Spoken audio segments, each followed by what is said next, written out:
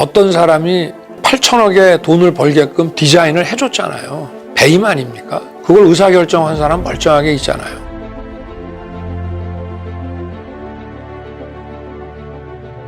재판을 받아보는 사람들 말에 의하면은 지나치게 친여화돼 있다라고 하는 지적을 많이 하고요.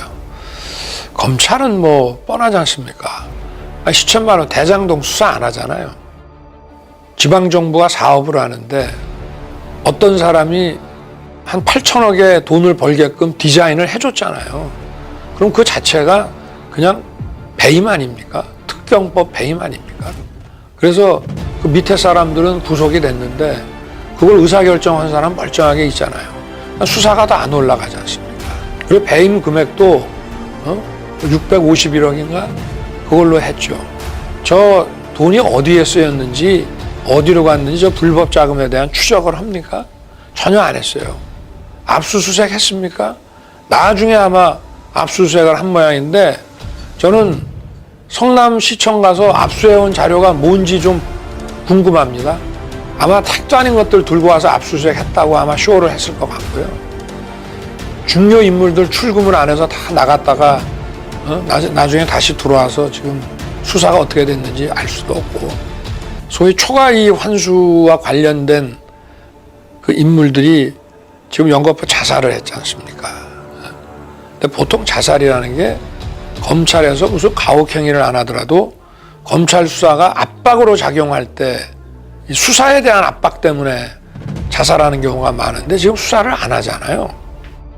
지금 봐주고 있지 않습니까? 그걸 이 사람들을 불러서 치열하게 뭐 추궁하고 이런 걸 안 하지 않습니까? 그런데 왜 이 사람들이 죽는지 도무지 국민들은 이해할 수가 없는 거죠.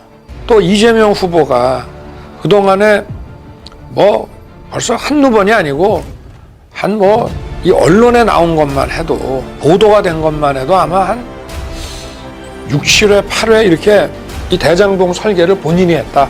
이걸 자기의 치적이라고 계속 설명을 했어요. 뭐 이번 사건이 있어서가 아니라 그 전에도 도장 한 방으로 성남시가 5천억 벌었다는 등 계속 했는데, 그리고 뭐 이번에 자살한 사람 모르는 사람이라고, 난 그게 더 웃겨요. 아니 그 사람이 그 되게 중요한 위치에 있었던 사람이고 저 시 관계자들하고 같이 여행도 한참 다녀놓고 그 뭐 모르는 사람이다라고 하는 것 자체가 난 그냥 아는 사람이라고 그러면 안 됩니까?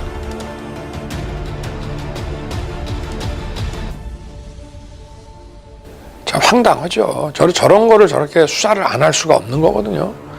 박근혜 대통령 시절에도 이게 이제 문제가 되고 하니까 검찰이 좀 친여 성향이 강하고 좀 편향적이다라는 평이 있었지만 그래도 마지막에 가서는 다 수사를 제대로 했습니다. 그래서 특검의 자료도 정상적으로 넘겨줬고 또 특검에서 마무리한 걸 받아가서 또 자기들이 마지막 처리를 했고 이런데, 이거는 검찰의 이런 모습은 아무리 과거부터라도 본 적이 없습니다. 이게 어떤 정치 권력이 아무리 독재 권력이라고 해도 이렇게 문제가 되고 터지면은 그거는 철저하게 수사해서 대통령 측근이든 누구든 다 처리를 해왔습니다.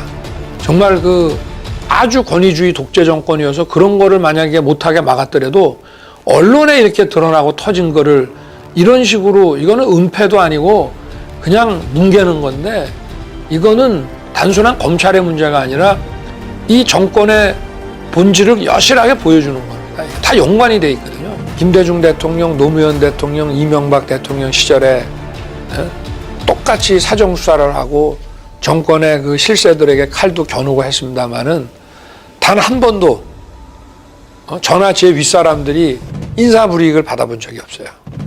다 원칙대로 다, 물론 1등 자리는 안 갔더라도 다 어느 정도 다 인사를 했고, 이런 거는 처음 봅니다. 이거는 인사권을 쥐고 있는 정치 권력이 그냥 보복한 거거든요. 사법 업무를 하는 사람에 대한 보복은 원래 중범죄입니다. 판사나 검사나 경찰이 법 집행한다고 그래갖고 거기다가 폭력을 행사하거나 뭐 협박을 했다고 그럴 때 그건 굉장히 가중처벌되는 아주 중범죄입니다. 그래, 안 그러면 법질서 유지됩니까? 근데 권력자가 자기가 갖고 있는 인사권을 가지고 그런 식으로 한다면은 이거는 거의 범죄라고 볼 수밖에 없어요.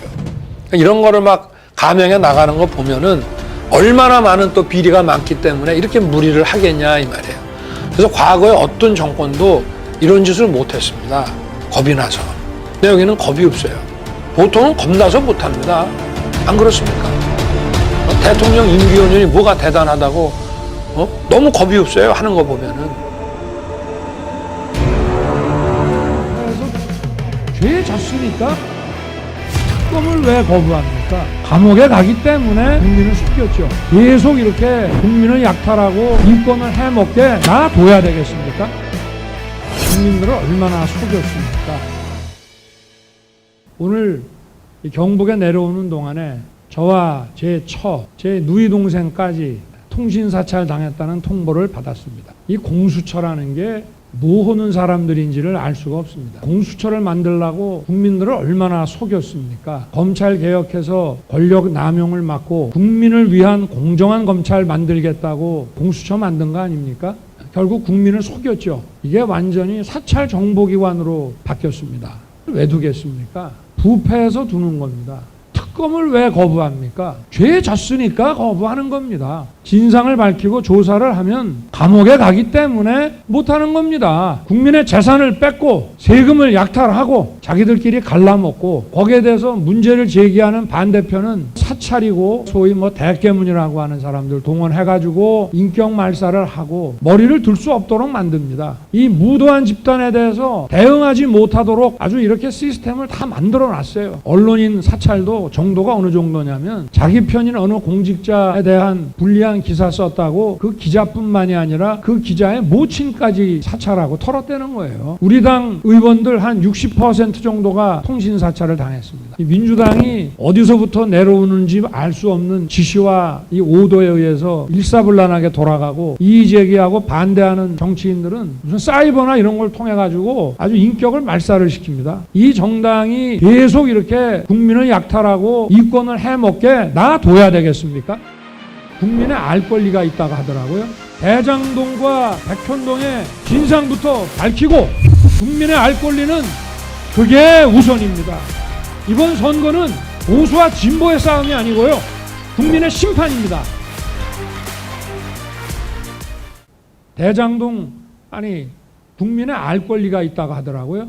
국민의 알 권리를 얘기하려면 대장동과 백현동의 진상부터 밝히고 또 민주당 후보를 둘러싸고 있는 이런 음습한 조직폭력배 이야기, 잔인한 범죄 이야기 그런 것을 먼저 다 밝히십시오.